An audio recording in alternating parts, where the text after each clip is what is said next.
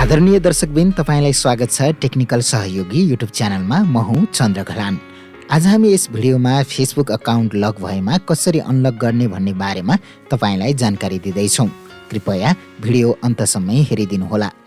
हाम्रो फेसबुक कसैले चलाएमा, कसैले बारम्बार गलत पासवर्ड राखेर लगइन गर्न खोजेमा वा कुनै पनि शङ्कास्पद कार्यहरू भएमा फेसबुक आफैले हाम्रो फेसबुक एकाउन्ट लक गरिदिन सक्छ र हामी त्यसमा लगइन गर्न सक्दैनौँ।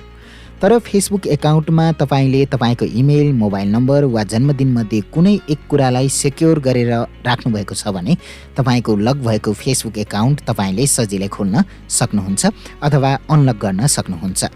यदि इमेल, मोबाइल नम्बर वा जन्ममिति तपाईको फेसबुकमा राख्नुभएको छैन भने जुन मोबाइल वा डिभाइसबाट पहिले फेसबुक लगइन गर्नुभएको थियो त्यसै डिभाइसबाट लगइन गर्नको लागि प्रयास गर्न सक्नुहुन्छ। कसरी गर्ने त लक भएको अकाउन्टलाई अनलक? आउनुहोस् भिडियोमा हेरौँ। भिडियोमा देखाए जस्तै यो फेसबुक एकाउन्ट लक भएको छ। अब यसलाई हामी खोल्न खोज्दैछौँ। यदि तपाईको फेसबुक एकाउन्ट यसरी नै लक भएको छ भने तपाईको फेसबुकमा आफ्नो युजर र पासवर्ड राखेर लगइन गर्न खोज्नु हुँदा भिडियोमा देखाए जस्तै योर एकाउन्ट ह्याज बिन लक्ड भनेर सूचना देखाउँछ। यस्तो भएमा नहत्तिनुहोस्। अब यो एकाउन्टलाई अनलक गर्न तल दिएको गेट स्टार्टेड भन्ने अप्सन तपाईले देखिरहनु भएको छ, त्यसमा थिच्नुहोस्। त्यसपछि how to unlock your account भन्ने ट्याब आउँछ जसमा 3 वटा स्टेपहरू छन्। पहिलो हो confirm this is your account, दोस्रो हो सेक्योर योर लगइन डिटेल्स र your account will be unlocked. यो सबै चरण पार गर्न सुरुमा तल दिएको नेक्स्ट भन्ने अप्सनमा थिच्नुहोस्। अब confirm this is your account भन्ने ट्याब खुल्छ। यसमा get a code by email, enter your birthday र आइडेन्टिफाई नेम्स अफ फ्रेन्ड्स भन्ने 3 वटा अप्सन हुन्छ। यीमध्ये पहिलोमा तपाईको इमेल राखेर कोड प्राप्त गर्न सक्नुहुन्छ, दोस्रोमा तपाईको जन्ममिति राखेर अनलक गर्न सक्नुहुन्छ र तेस्रोमा चाहिँ तपाईको फेसबुक साथीहरूको नाम हेरेर चिन्न सक्नुभयो भने तपाईको एकाउन्ट अनलक हुन्छ। तपाई यी 3 मध्ये कुनै पनि तरिका अपनाउन सक्नुहुन्छ, तर ध्यान दिनुहोस् तपाईको फेसबुक एकाउन्टमा नचिनेका साथीहरू पनि थुप्रै छन् भने तेस्रो अप्सन चाहिँ प्रयोग नगर्नु भएमा राम्रो हुन्छ। किनभने उनीहरूको प्रोफाइल फोटो देखाउँदा तपाईले चिन्न सक्नु भएन भने एकाउन्ट फेरि अनलक गर्न सकिँदैन। मैले चाहिँ यहाँ जन्ममिति राखेर गर्दैछु, त्यसैले इन्टर योर बर्थडेमा थिच्दैछु। अब यसमा तपाईको जन्ममिति राख्नुहोस्। जन्ममिति राख्दा इस्वी सम्मतमा राख्नुहोस् र दिन, महिना र वर्षलाई क्रमशः राख्नुहोस्। त्यसपछि नेक्स्ट भन्ने अप्सनमा थिच्नुहोस्। अब दोस्रो option secure your login details भन्ने खुल्छ।